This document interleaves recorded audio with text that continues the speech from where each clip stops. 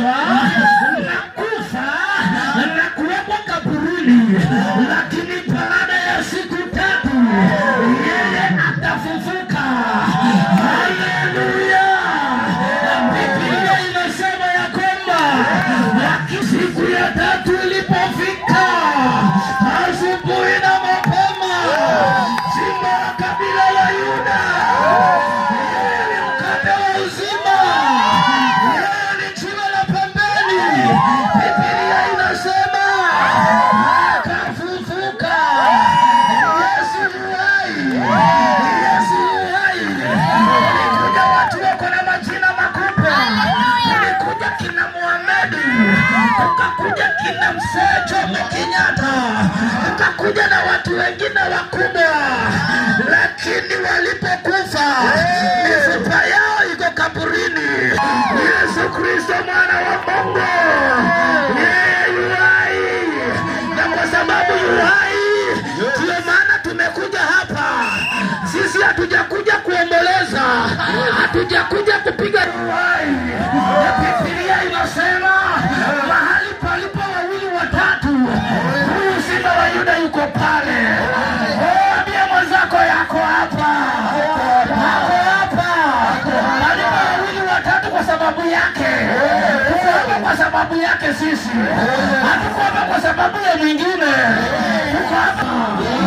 Biblia inasema yeye yule jana, yeye na hata milele. Popote alipoenda alitenda mema. Kuona yuko hapa atatenda mema. Mzee, unaisikia sauti yangu? Atakutendea mema.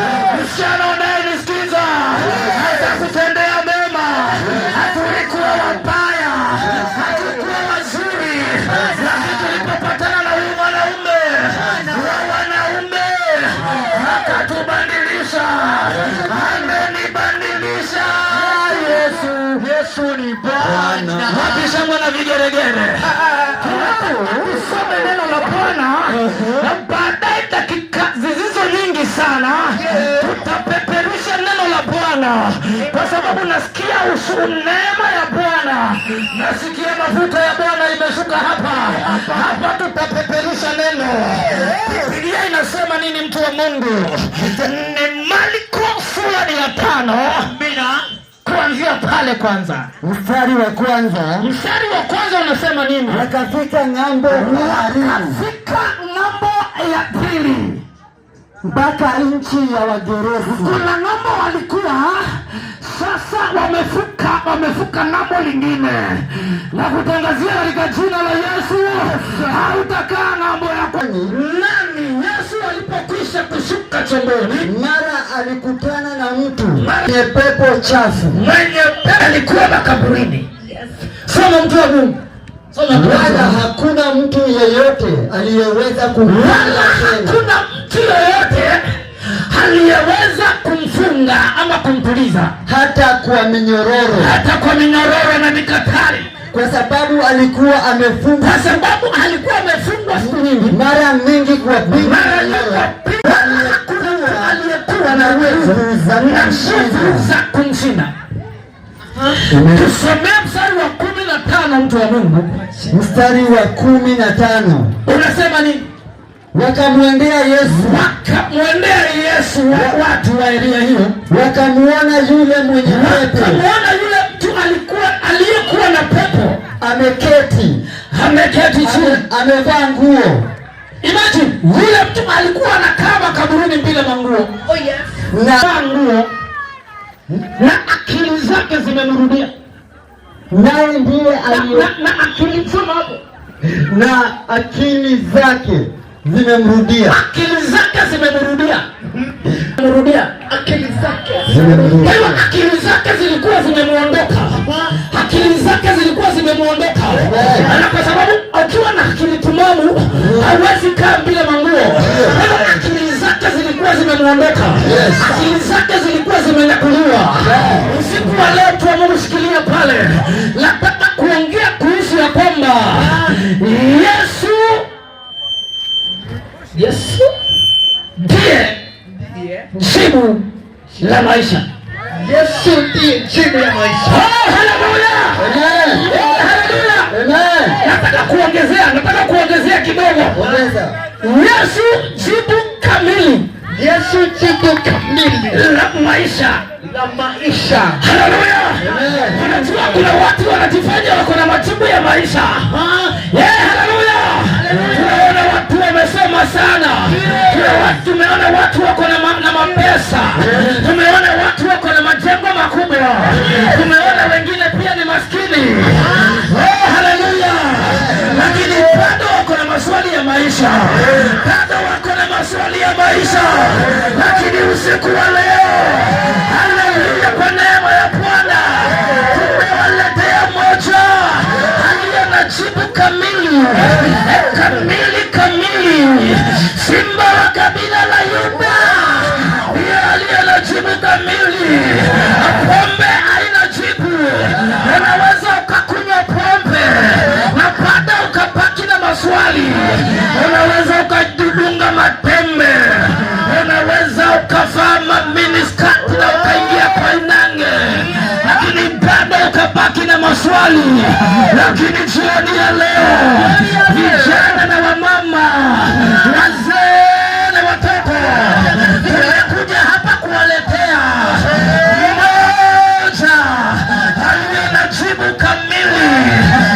Aliye na jibu kamili ya maisha yako. Ukimguza huyo, ukimwachilia huyo katika maisha yako inapona. Tumeona wengi na tumewasoma hata kwa Biblia waliyekuwa na maswali ya maisha. Wengine walikaliwa na mapepo, wengine walitokwa na damu miaka mingi, lakini wakakosa majibu hata kwa madaktari. Kuna huyu mama alikuwa anatokwa na damu miaka 12 bila msaada. Biblia inasema alitembea kwa waganga na matibabu, akakosa tiba, lakini aliponguza tu upinde wa nguo ya Yesu. Haleluya. Aliponguza upinde wa nguo ya Yesu, jibu likapatikana, naye akapona. Yesu Kristo mwana wa Mungu aliye na jibu kamili ya maisha ya kijana, ya maisha ya mzee.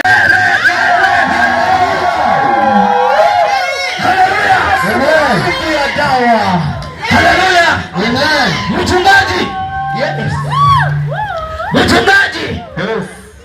Mchungaji wetu wako pale.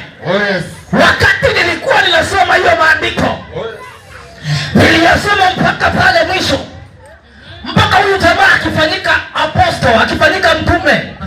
Niliyasoma mpaka akafanyika mtume, akafungua makanisa 10 mjini. Alihubiria miji 10, kumaanisha alikuwa apostol. Anafungua na Biblia mtu anafungua kanisa pale.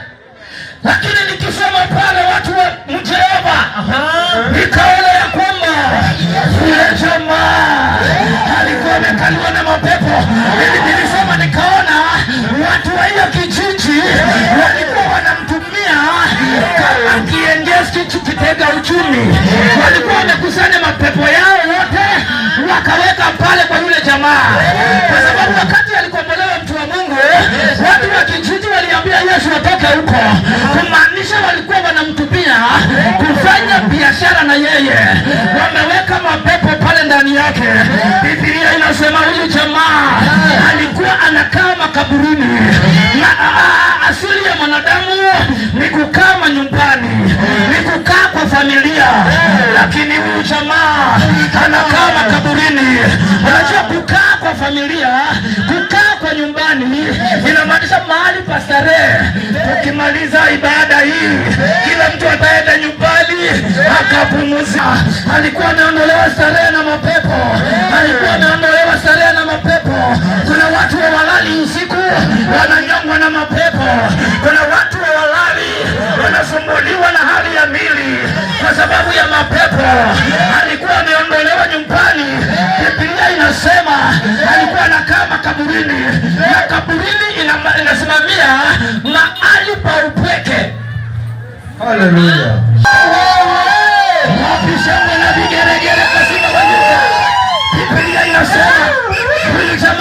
pale makaburini akiwa hana mbele wala nyuma, akiwa hana matumaini.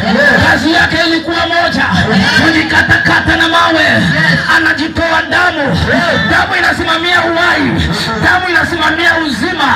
Siku kwenda ingine alikuwa anajitoa uzima, alikuwa anajitoa uhai, lakini akiwa pale simba wa kabila la Yuda alikuwa anamfikiria, alikuwa anamfikiria.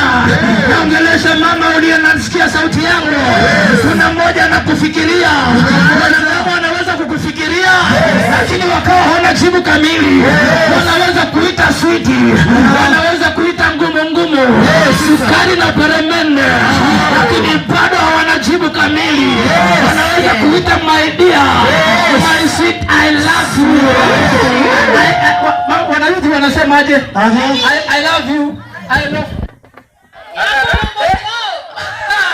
Wakishambaza Yesu, haleluya.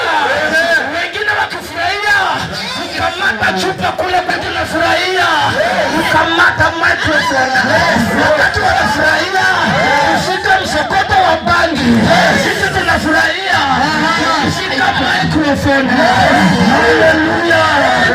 Watu wako manyumbani kwao wanafurahia na familia, lakini huyu jamaa ako makaburini, anajikatakata, anajitesa, lakini bado alikuwa kwa mawazo ya Yesu. Mama, hautakufa, mzee hautaangamia, haula mapepo ya, kwa sababu mapepo walikuwa wamemtuma tu makaburini, lakini kabla hajamtuma kuzimu, Yesu akaingia. Yesu akaingia. Wapi shangwe nabi? Biblia inasema, haleluya, yule jamaa kwa kule makaburini, mahali pangiza, mahali kwa upeke. Na huyu jamaa nilichunguza maisha yake, nikaona ni jamaa akiwa shule alikuwa na maono makubwa. Ile kanisa alikuwa anasoma ya kwanza, alikuwa na maono makubwa ya kuwa mhubiri mkubwa. Ninaona watu wengine hapa walikuwa na destiny kubwa, walikuwa wanasema when I grow up I want to be a doctor. Lakini siku ya leo wametupa makaburini, nimekuja kukuambia bado your dreams are still valid. Hallelujah. You will not die before Jesus Christ reaches you. And the grace of God, may the grace of God and the people, neema ya Bwana ikufikie. Saka kosi ya taya, taifa inaniambia yule jamaa kwa pale, pepo zake zote makaburini, pepo zake jameni makaburini. Inaongelesha mzee hapa, maisha yako. Biblia inasema, hiki tulitamu Bwana, ni usiku, lakini nitakatisha. Tuambie mtu wake. Haleluya. Yes.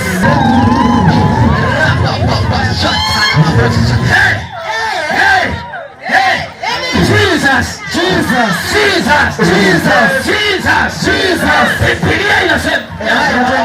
Biblia inasema sio kupenda yake yule jamaa, akili zake zilikuwa zimemuondoka.